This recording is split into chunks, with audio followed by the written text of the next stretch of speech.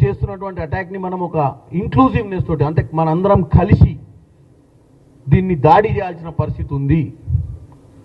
ఎందుకంటే మనం కలిసి పనిచేసినట్టయితే ప్రతి గ్రామంలో ఉన్నటువంటి వాళ్ళు ఒక సోషల్ మీడియా వారియర్ కనుక పనిచేస్తే 35,000 రీపోస్టులు అవుతాయి. మనకు మానిటరింగ్ చేసుకోవాలి రోజు. ఇది సోషల్ మీడియా కానీ 24/7 జాబ్ కాదు. రోజు చేస్తున్నటువంటి అటాక్ని మనం ఒక ఇంక్లూజివ్నెస్ తోటి అంటే మనందరం కలిసి దీన్ని దాడి చేయాల్సిన పరిస్థితి ఉంది.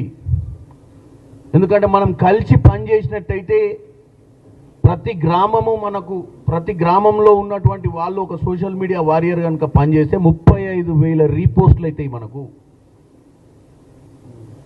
మానిటరింగ్ చేసుకోవాలి రోజు. ఇది సోషల్ మీడియా కానీ 24/7 జాబ్ కాదు.